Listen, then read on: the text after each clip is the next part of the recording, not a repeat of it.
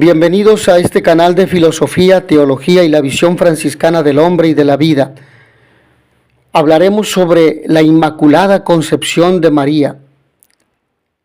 Es el tercer dogma, una gracia especial de Dios donde ella fue preservada de todo pecado desde su concepción.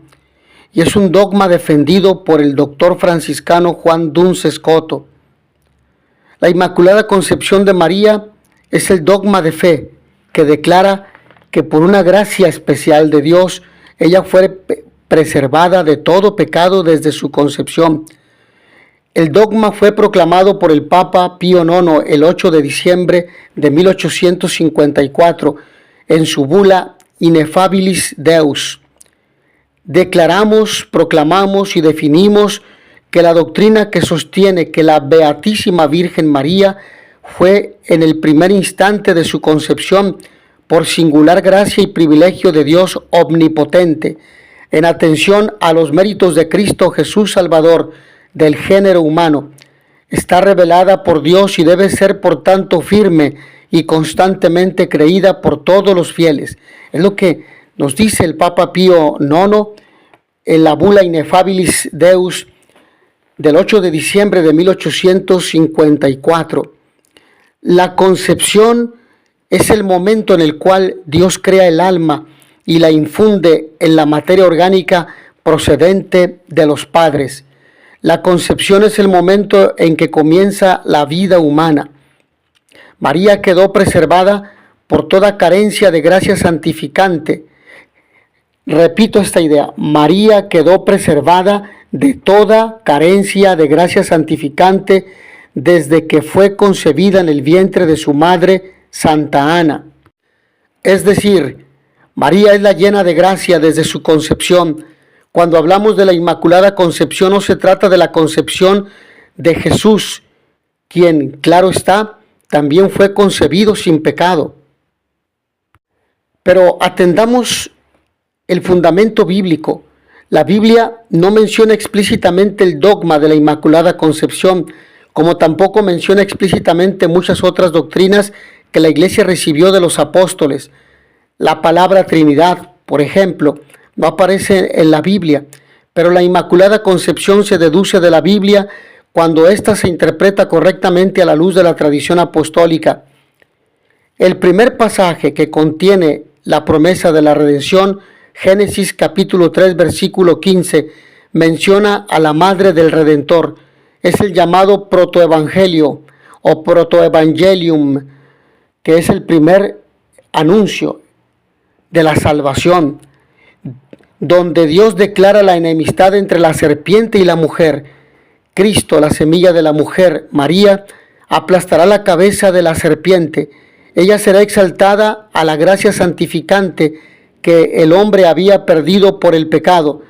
Solo el hecho de que María se mantuvo en estado de gracia puede explicar que continúe la enemistad entre ella y la serpiente. El protoevangelium o el primer anuncio de la salvación, por lo tanto, contiene una promesa directa de que vendrá un Redentor. Junto a él se manifestará su obra maestra, la preservación perfecta de todo pecado de su madre virginal. En Lucas capítulo 1, versículo 28, el ángel Gabriel enviado por Dios le dice a la Santísima Virgen María: alégrate, llena de gracia, el Señor está contigo. Las palabras en español, llena de gracia, no hace justicia al texto griego original, que es que caritomene, y significa una singular abundancia de gracia, un estado sobrenatural del alma en unión con Dios. Aunque este pasaje no prueba la Inmaculada Concepción de María, sí lo sugiere. Los padres de la Iglesia, ¿qué nos dicen al respecto? Los padres se referían a la Virgen María como la segunda Eva, pues ella desató el nudo causado por la primera Eva. Por ejemplo, Justino, en los diálogos contra Trifone, en el número 10, e incluso en el número 100, Irineo contra los herejes, en el capítulo 3, en los números 22, Tertuliano en su obra de Carne Christi, en el capítulo 17, Julius Firm Cus Maternus en su obra De Errore Profanus Religiosus en el capítulo 26, Cirilo de Jerusalén en su catequesis, en el capítulo 12, número 29, Epifanius en su obra Herejes en el capítulo 28, en el número 18, Teodotus de Ancira en su Ordinis en el número 11 y Sedelius en su obra Carmen Pascale en el capítulo 2, versículo, número 28. También se refieren a la Virgen Santísima como la absolutamente pura San Agustín y otros padres de la Iglesia.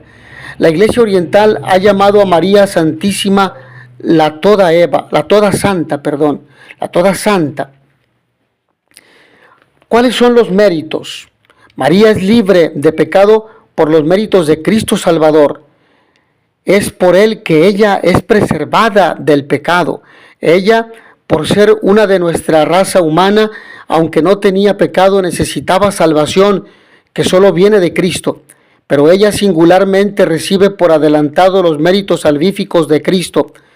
La causa de este don, el poder y omnipotencia de Dios, la razón, la maternidad divina.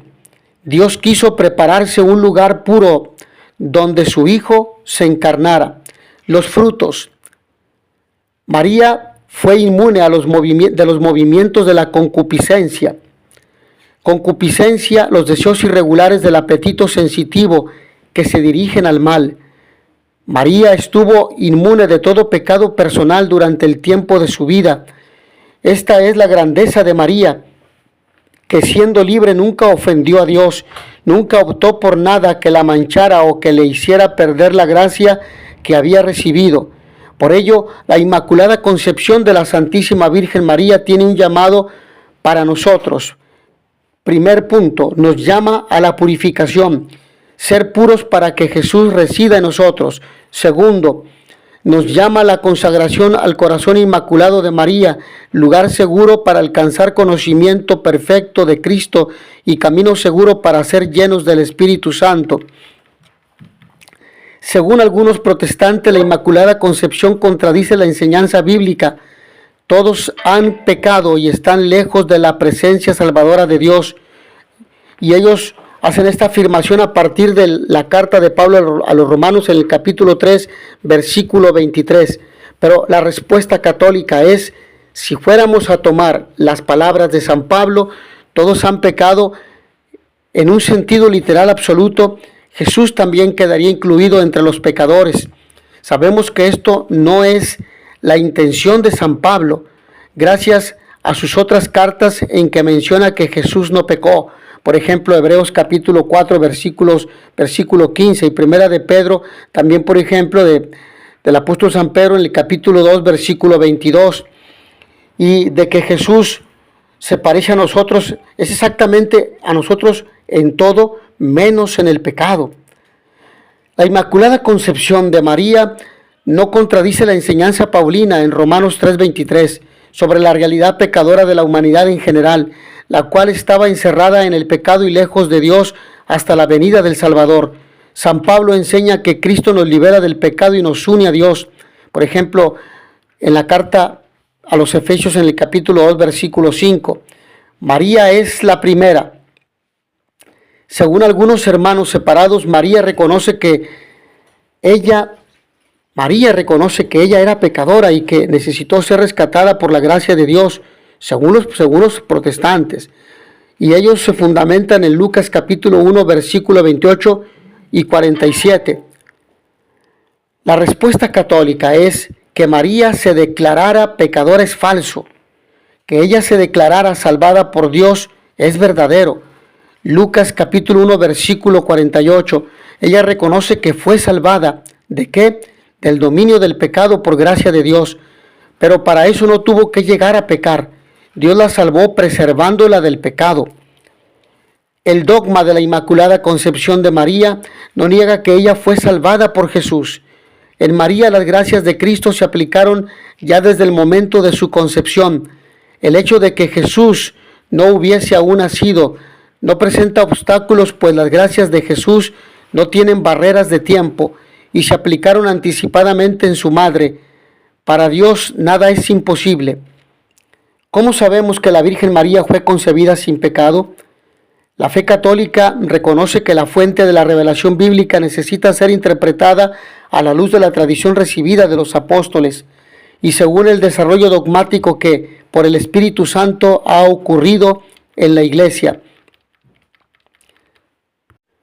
Pidamos a Dios que por intercesión de su Santísima Madre y Madre nuestra, en la advocación y particularmente en esta fiesta mariana, este tercer dogma de la Inmaculada Concepción, nos ayude a superar toda dificultad, toda tentación que enfrentamos en este mundo, para que cuando el Señor nos llame a su presencia, estemos de la mejor manera en este estado de purificación por la recurrencia al sacramento de la confesión y por la participación en la vida de oración, en la celebración eucarística, en la comunión, en la escucha de la palabra y en la oración asidua.